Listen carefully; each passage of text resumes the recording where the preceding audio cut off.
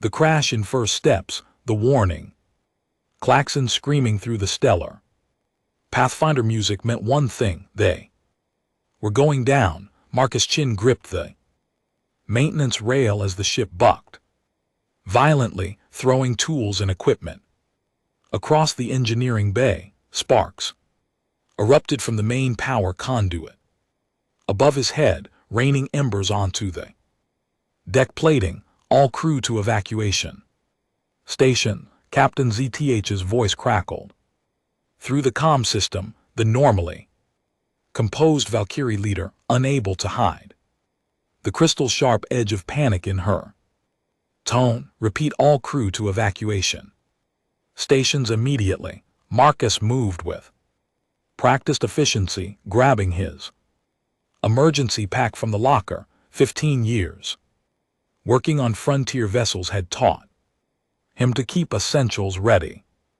Multi-tool, water purifier, thermal blanket, medical kit, and high-calorie rations. He'd learned that lesson on the Alaska pipeline before he ever left Earth. Always be prepared, because rescue might not come quickly. The corridors were chaos, the Valkyrie crew beings whose crystalline bodies refracted light and kaleidoscopic patterns were scrambling over each other in their haste to reach the pod bay. Their usual graceful movements had dissolved into frantic stumbling. Marcus noted their terror with detached interest as he made his way steadily forward. Human Marcus.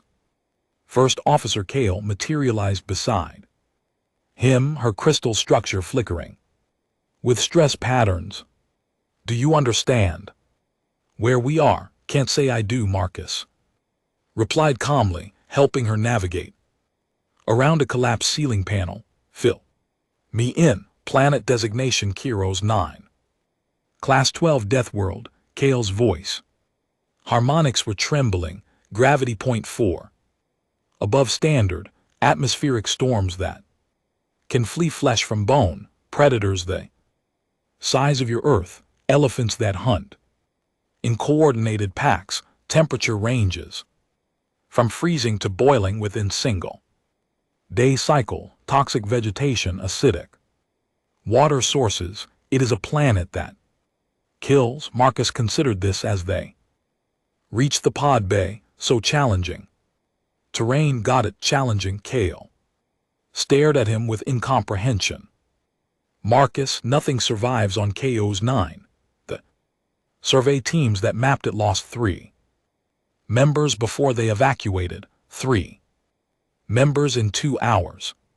How long until rescue? Marcus asked, stepping toward an empty pod. Minimum 20 days if distress beacon functions properly. Kale was already climbing into her assigned pod with 2 other crew members, more likely 30. We must land together in the safe zone. Coordinates ZTH identified.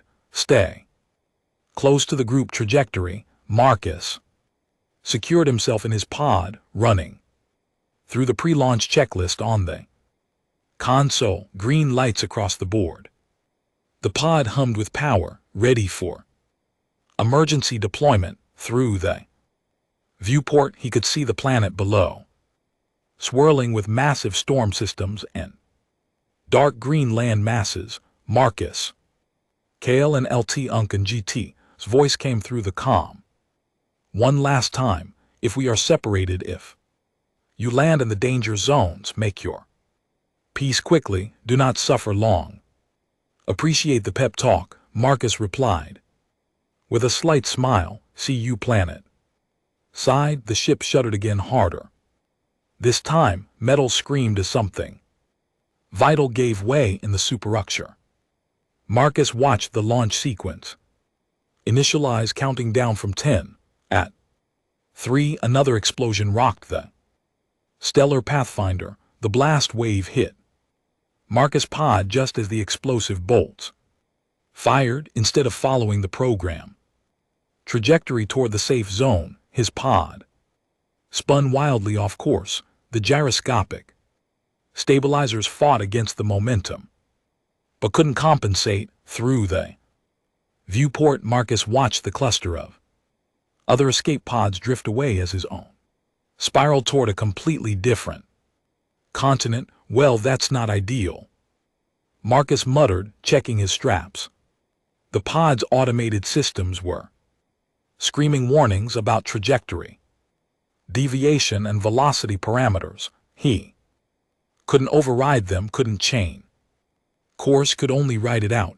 The pod hit atmosphere like a meteor. Heat shields glowed orange, then white hot as friction built up. The shaking intensified until Marcus' teeth rattled and his vision blurred.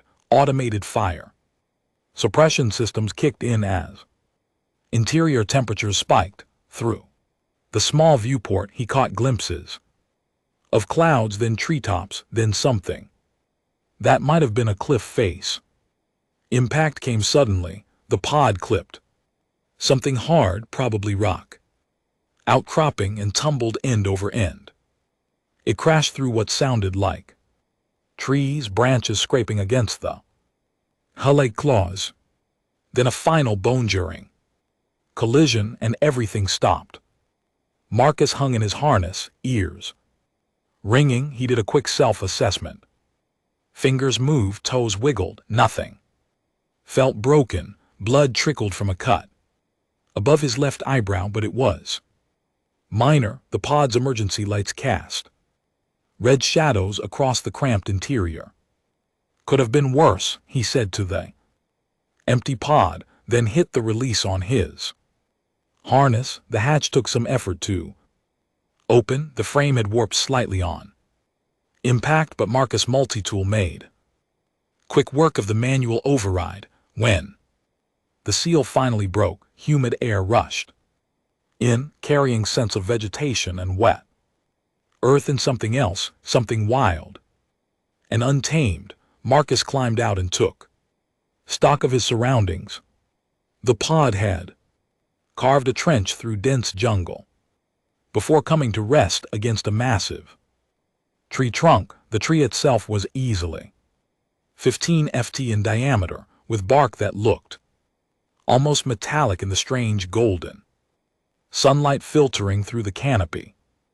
Vegetation grew thick on all sides, plants with leaves the size of umbrellas, and vines thick as his arm. The temperature was warm, maybe 85 degrees, with humidity to match. Sweat immediately began forming on Marcus' skin. He could hear water running somewhere nearby, which was good. First priority in any survival situation, water source. The pod was a loss. The hull had crumpled in multiple places, and the control system sparked fitfully before going dark. Marcus pulled his emergency pack free and did a thorough inventory. Everything had survived the crash. The emergency beacon was transmitting weakly, its power cells damaged but functional. Range would be limited, maybe a few 100 km at best. Okay, Marcus said aloud, a habit from years of working alone in remote locations. Standard priorities: water, shelter, fire, food. Then worry about long-term survival. He found the water source within 20 minutes. A clear stream flowed over smooth stones, moving fast enough to suggest it was reasonably safe. Marcus still ran it through his portable filter. Before drinking, the water was cold and tasted faintly mineral. Good enough. Next came shelter. The sun was already past its zenith, which meant he had maybe 6 hours before dark. Marcus selected a spot 30 m from the stream on high ground that would stay dry if it rained. A massive tree with thick roots provided a natural foundation. For the next 4 hours, Marcus worked steadily. He salvaged intact panels from the pod's hull to create a framework, lashing them together with salvaged cables. He gathered broad leaves and flexible branches to create walls and a sloped roof. The local vegetation was cooperative, at least the vines were strong and the wood cut easily with his multi-tool saw attachment. That bagan sinking toward the horizon, Marcus had a serviceable lintel shelter built against the tree. It wasn't pretty, but it would keep rain off and provide wind protection. More importantly, it gave him a defensible position with his back against solid wood. Fire came next.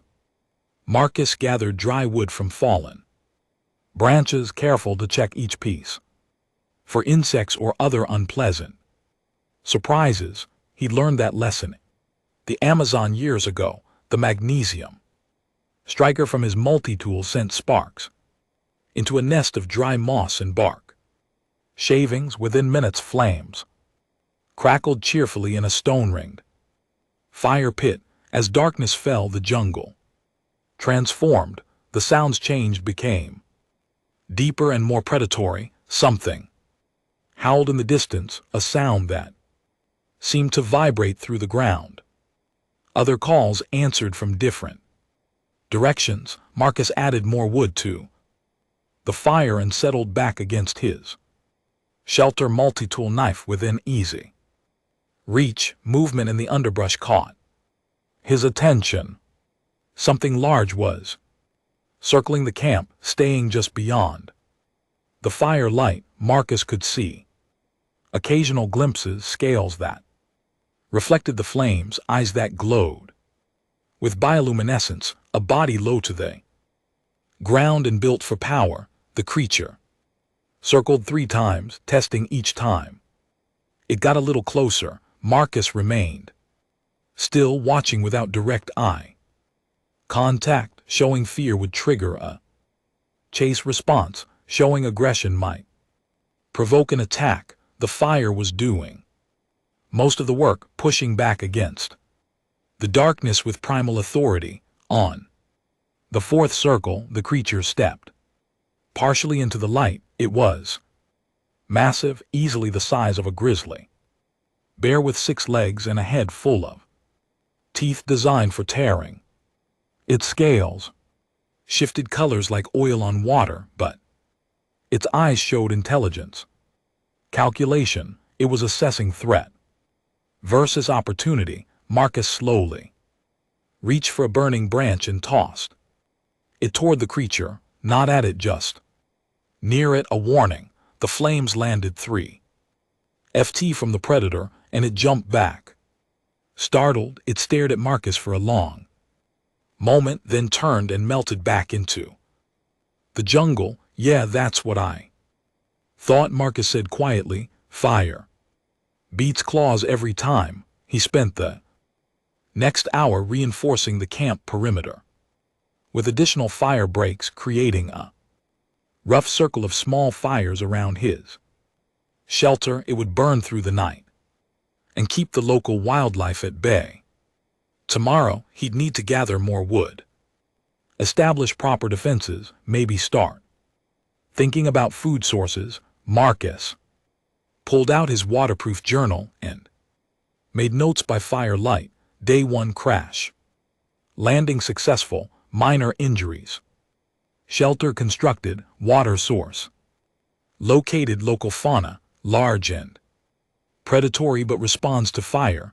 Planet classification seems accurate so far, though manageable with proper precautions. We'll expand camp tomorrow and scout the area. Above him, 3 moons rose in sequence, each a different size and color. They cast strange triple shadows across the jungle floor.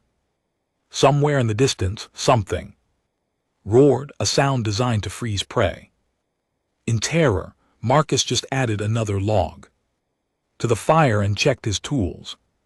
Battery charge, 83%. Good for several more days of heavy use before he'd need to worry about solar recharging. Just camping, he murmured, settling in for the night. Camping with bigger bugs. The jungle could test him all it wanted. Marcus Chin had survived Arctic winters, desert heat and tropical diseases. He'd worked on oil rigs during hurricanes and in mines during cave-ins. This was just another job site with unusual conditions. The fire crackled, the moons climbed higher, and Marcus Chin, the only human on a Class 12 death world, closed his eyes and slept soundly. Thriving in discovery, 21 days had transformed everything. Marcus stood at the edge of his camp and surveyed his work with quiet satisfaction. What had started as a desperate lean-to had evolved into something closer to a homestead. The main shelter now featured a raised platform 6 ft off the ground, keeping him away from the crawling things that emerged at night. He'd reinforced the structure with salvaged metal from the pod and the strongest local wood he could find, a dark timber that was surprisingly dense and resistant to the elements. The roof had multiple layers angled to shed the afternoon rains that came like clockwork every day around 3:00, but the shelter was just the beginning. Marcus had built a separate structure for food storage, elevated and sealed to keep out scavengers. A sophisticated water collection system funneled rainwater into purified containers. He'd even constructed a basic forge using clay from the riverbank and scrap metal, allowing him to shape tools and repair equipment. The smoking rack was producing a steady supply of preserved meat. Marcus had figured out the local game patterns quickly. The 6-legged deer analogs came to the stream at dawn. The armored boar creatures wallowed in the mud flats at midday. Both were edible and both provided materials beyond just food: hides for waterproofing, bones for tools, sinew for cordage. A small garden plot held experiments with the local flora. Marcus had identified 3 types of edible plants: a root vegetable that tasted like spicy turnips, a grain-bearing grass that grew in the sunny clearings, and a fruit that hung in clusters from the canopy trees. He'd also planted seeds from his emergency rations, curious to see if earth crops could adapt to Carol's 9 soil. Morning. Scout, Marcus called as a small creature emerged from beneath the shelter platform. Scout chirped happily and bounded over. The animal resembled a fox crossed with a ferret, about 3 ft long with 6 legs and a bushy tail. Its fur was a mottled gray-green that provided excellent camouflage. Marcus had found it caught in thick vines 2 weeks ago, freed it, and the creature had simply decided to stay. Turned out Scout was invaluable. The animal had exceptional senses and would make specific warning sounds for different threats. A low growl meant the big predators were nearby. A sharp bark indicated the venomous serpent thinks. Chittering sound meant the afternoon acid rain was coming early. Marcus tossed Scout a piece of dried meat, which the creature caught and devoured enthusiastically. Good boy, want to help me check the snare line? Together they moved through the jungle. Marcus had established a network of trails radiating from his camp, each one carefully marked and maintained. He knew which paths were safe at which times of day. He knew where the predators hunted and where they slept. The jungle had patterns, rhythms, and Marcus had learned to read them. The snare line yielded 2 catches, another deer analog, and something that looked like a very fat rabbit with scales. Marcus reset the traps and hauled his catch back to camp. Fresh meat tonight, and the rest would go on the smoking rack. Far above the planet's atmosphere, the rescue vessel Mercy Light settled into orbit, Captain.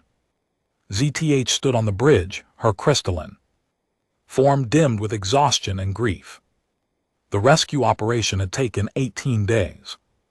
To organize and execute, longer than she'd hoped but faster than expected. Given the distances involved, all Valkyrie crew members recovered and accounted for. Her operations officer reported 37 personnel, all injuries minimal, and they human, ZTH asked, though she already knew the answer. No signal detected from his emergency beacon. Long-range scans of his projected landing zone show no life signs matching human biosignature.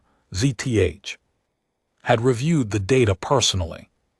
Marcus' pod had veered off course during launch, sending him toward the continental region the survey teams had designated as Zone Crimson, the most dangerous area on an already deadly planet. The zone featured active volcanic activity, extreme temperature variations, and the highest concentration of apex predators.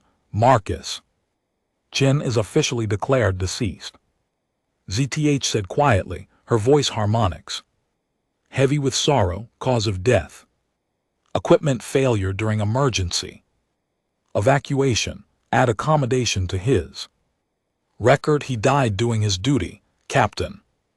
The operations officer hesitated. Standard protocol suggests we attempt recovery of remains on a Class 12 world. In Zone Crimson, ZTH's crystal structure flashed with sharp angles. Regulations are clear. We do not risk additional lives for recovery operations in extreme hazard zones. The human understood the risks of frontier service. The bridge fell silent. Everyone had liked Marcus. He'd been calm when others panicked, helpful without being asked, competent in ways that made difficult jobs easier. But he was gone now, another name on the long list of those lost to the frontier's dangers. Prepare for departure, ZTH ordered. There is nothing more we can do here. The Mercy Light engaged its drives and slipped away from Kiros's 9, leaving behind only the fading traces of its sensor sweeps. No one looked back at the green and blue planets slowly rotating below. No one imagined that the human they mourned was not only alive but thriving.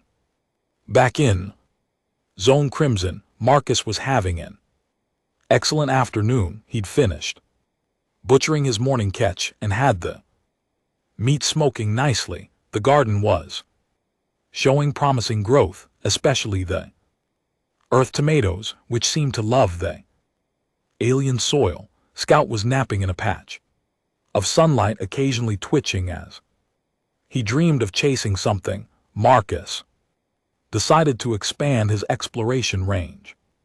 For 3 weeks he'd been cautious, staying within a 5 km radius of his camp, but the area was well mapped now, and he was curious about what lay beyond the ridge line to the east. He packed a day bag with water, food, basic tools, and his multi-tool. Scout woke when Marcus shouldered the pack and immediately began dancing around his feet, eager for adventure. All right, you can come, Marcus said, but stay close and listen to your instincts. If you sense danger, we're turning back. They set out after the morning rain had dried, giving them a solid 6-hour window before the afternoon downpour. The terrain grew rockier as they climbed toward the ridge. Marcus noted interesting formations, possible sources of minerals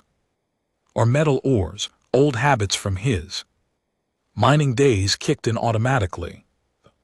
View from the ridge was spectacular. Marcus could see his valley spread below, the silver thread of his stream winding through green jungle. Beyond it stretched more forest than mountains. Then what might have been an ocean, glinting on the distant horizon, but something else caught his attention.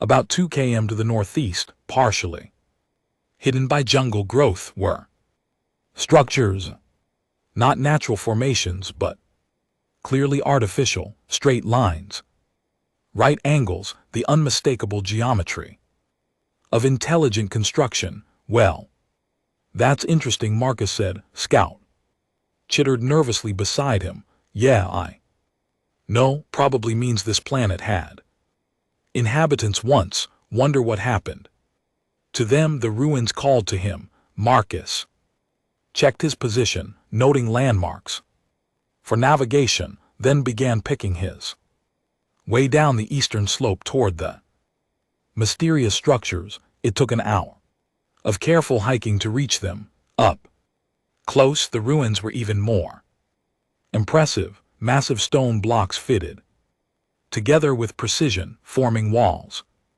and archways that had survived for who knew how long. The architecture was alien, featuring curves and spirals that human designers would never consider.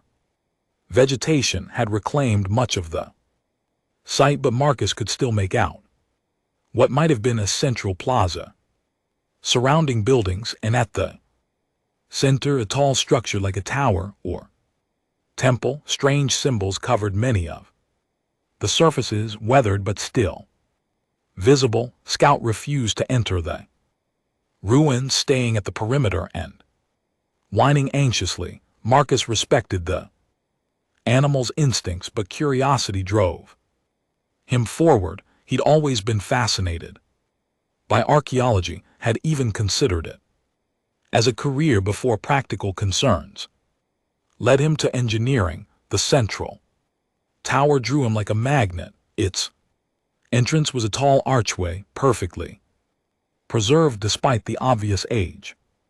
Marcus stepped through carefully, letting his eyes adjust to the dimmer light inside. The interior was a single circular chamber with walls covered in more symbols. At the center stood a pedestal, and on that pedestal rested something that definitely wasn't stone. It was metallic, smooth, and shaped like an elongated pyramid about the size of his forearm. Faint lights pulsed within it, barely visible. Okay, so definitely not abandoned technology, Marcus muttered. Still has power somehow. He knew he probably shouldn't touch it. Every instinct trained by years of working with unknown equipment said to leave it alone. But another part of him, the part that had always wondered what was over the next hill or around the next corner, reached out anyway. The moment his fingers made contact, the artifact blazed with light. Symbols on the walls began glowing, pulsing in sequencer. The pedestal hummed with power. Marcus tried to pull his hand away but couldn't. Energy flowed from the artifact into him, not painful but intensely present, like touching a live wire made of pure information. Images flashed through his mind, star maps, mathematical equations, technologies he didn't recognize, and something else, something that felt almost like a question. Who are you? What are you? Marcus' response was instinctive, not verbal but conceptual. Human, survivor, explorer. The artifact seemed to consider this, then it released him, the light fading back to a gentle pulse. But Marcus knew something had changed. The artifact had activated fully now, and he could sense it was broadcasting, not loudly, but sending some kind of signal out into space. Well, that was probably a mistake, Marcus said, flexing his hand. Nothing felt damaged. If anything, he felt energized, almost electrically charged. Scout was barking frantically from outside. Marcus hurried back through the archway to find his companion staring up at the sky, every hair standing on end, high above. Invisible to the naked eye, but detectable by sensitive instruments. 3 different ships received the ancient signal. One was a science vessel from the Arxian Collective mapping stellar phenomena. Another belonged to treasure hunters from the Broken Sun Syndicate. The third was a warship of the Kellan Empire passing through the sector on patrol. All 3 changed course immediately, drawn by technology that shouldn't exist, activated on a planet that shouldn't support life.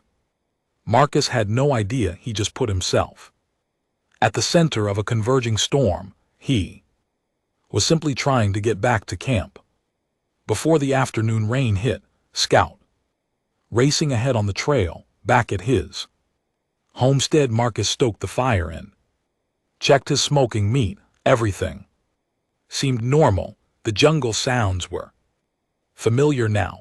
The 3 moons would rise soon, painting everything in their triple light, but unknown to him, sensor arrays were locking onto his location.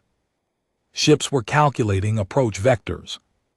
And far below his notice, the ancient artifact continued its patient broadcast, announcing that someone had finally returned to the forgotten ruins of Cos 9. Marcus settled into his shelter as rain began pattering on the roof. Scout curled up beside him, still nervous from their adventure.